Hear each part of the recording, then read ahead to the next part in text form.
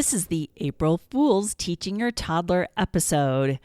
And we are going to have so much fun this week. We're going to do some really fun related things to April Fool's, little tricks and pranks and child appropriate things, of course. We're going to learn how to say silly in sign language, and we're going to maybe teach them how to take a joke. But join us now for the April Fool's Day episode. Thank you. Welcome to the Teaching Your Toddler Show with Marijo Tinlin. Each show we talk about fun activities to do with your little one, including a craft, a letter of the week, Spanish words, songs, games, and even a snack for each weekly theme. Here is your hostess, Marijo Tinlin. This is Marijo Tinlin, and I am the host of Teaching Your Toddler. Today's episode is the April Fool's Day episode. The origins of April Fool's Day is kind of sketchy. We know that it's a day of harmless fun. The origins are sort of nebulous, I guess. Nobody sort of really knows where it comes from. But I have a little bit of history here, and I'll read you some of these things that we got off of a link, and this will be in the show notes. The history of April Fool's Day is also called All Fool's Day.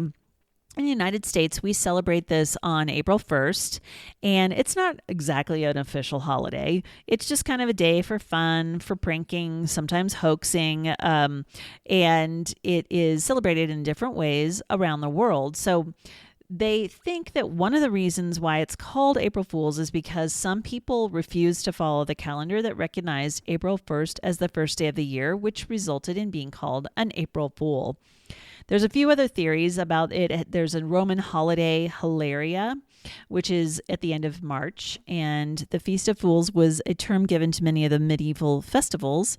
Anyway, the tradition of practical jokes became established in 1632, and the legend around that is that the Duke of Lorraine and his wife actually escaped from prison by dressing up as peasants, and they just walked right past the guards. The guards thought it was funny. They didn't even realize that it was their prisoners that were walking past them, and so they got completely tricked. Another April Fool's joke that supposedly happened in 1698 was that the citizens of London were sort of tricked into thinking there was going to be a lion washing event, I guess, or ceremony at the Tower of London. And that, of course, was not true. So anyway, April Fools are kind of fun. There's a tradition in Europe where they say April fish, and then they actually pin a fish on someone's back, kind of like the kick me sign. And then you've been April fished, I guess. You could do that as one of your tricks or your crafts for the week if you would like. But our craft is a little bit different, and I think you'll think it's super cute. So I hope you will stick around for that. Here's a saying from Mark Twain. The first day of April is the day we remember what we are the other 364 days of the year. And it's kind of funny. Here's another joke from Mark Twain. It's better to keep your mouth shut and be thought a fool than to open it and leave no doubt. The letter of the week is W, and it's for Holy Week because April 1st is almost always near Easter, and Holy Week, of course, is extremely important for believers in Jesus, and Easter is the most important holiday for believers as well. So I picked W for Holy Week. And anything that starts with W, point it out to your child. Worm, wiggle, whale, wheel, anything that's W. Make sure that you show them a W. Draw it on paper. Show them a lowercase w and an uppercase W. You can use your child's finger to write it in the sandbox or in dirt or in your bubbles in your bath, or use bathtub or refrigerator letters as well. The number of the week, of course, because it's April Fool's Day, is 1, because it's April 1st that we're celebrating. Show your child one anything, one wheel, one worm. Make sure you say it and also show them what the number looks like. And maybe even on your fingers, you can show them what a number 1 looks like so that they learn that. And believe it or not, counting in any way is the beginning of math for them. It's teaching those patterns. It's starting to put that into their brain, that things have order and that there are there's a pattern to numbers and to counting. So number 1 is our number for today.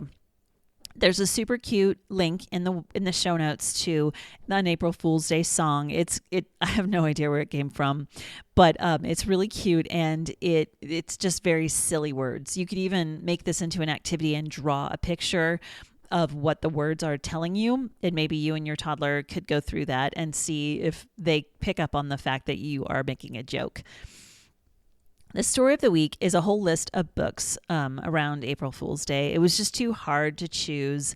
I do hope that you'll check those out and maybe go to your library and see if you can find some fun April Fool's Day or April themed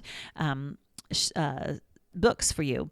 Also, just a reminder, we do have a spring show, we have an Easter show, and we have lots of other shows that might be related. So definitely check out the other podcasts that we have for you to check for you to see.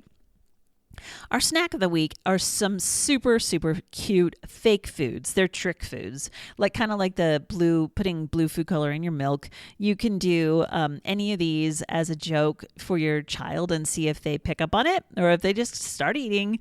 There's one that's fake fried chicken. It is so cute. I hope you'll check that out in the show notes again. Our Spanish words of the week, we have April, which is abril. Fool is tonto or tonta, if you're talking about a boy or a girl. Silly is also tonta or necio. Joke is el chiste or una broma. And then anytime you want to learn more about Spanish for your child, any language really, they have tons and tons of languages on the BBC's Muzzy, which is a fantastic program that I hope you guys will check out for any language learning for your children. If you want German or Mandarin, or I think they even have Gaelic, there are some fun. It's a British series, so check it out. It's really awesome. My kids loved the Spanish one. The do-it-myself this week is tickle someone. And, we always try to do a do-it-yourself so that you can kind of empower your child to do something fun. And tickling, of course, is cute. And you can tickle them on their feet or behind their neck or whatever. Of course, just make sure it's appropriate and that they're touching you appropriately as well. They'll think it's really funny. And you can even fake being tickled by collapsing on the floor in fits of hilarity. And they will think it is awesome, and they'll totally understand that they are making you laugh. The activity of the week is a handprint spider. It's supposed to be a fake spider to fool some people. That was my dog. To fool people, but it won't fool anyone. But I'm just such a sucker for handprint anything, because all the little handprint things that I have for my kids are so precious for me now that they're bigger. So I hope that you will check that out. It won't fool anyone, but it's so super cute. The yoga pose is something I have no idea how to say this. It's Bharadvaja twist. It's a twist.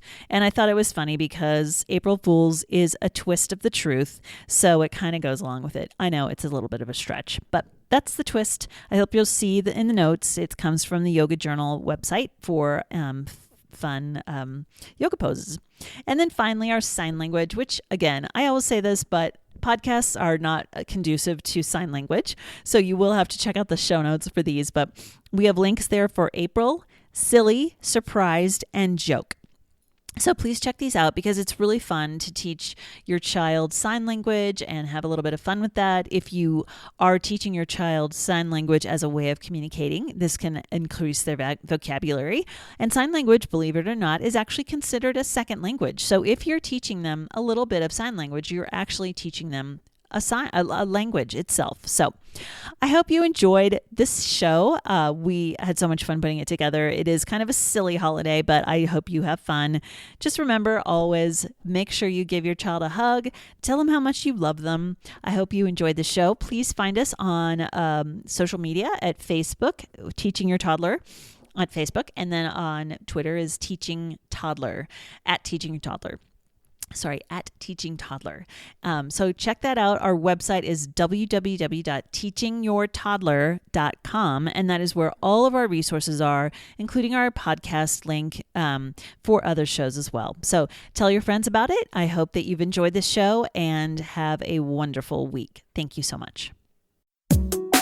Thank you for joining us for the Teaching Your Toddler Show with Marijo Tinlin. We hope you had some fun and you got some great ideas for the week. Please subscribe to the podcast, like us on Facebook, and visit the website for all the links we discussed at www.teachingyourtoddler.com. This has been the Teaching Your Toddler Show with Marijo Tinlin. Until next time, keep teaching.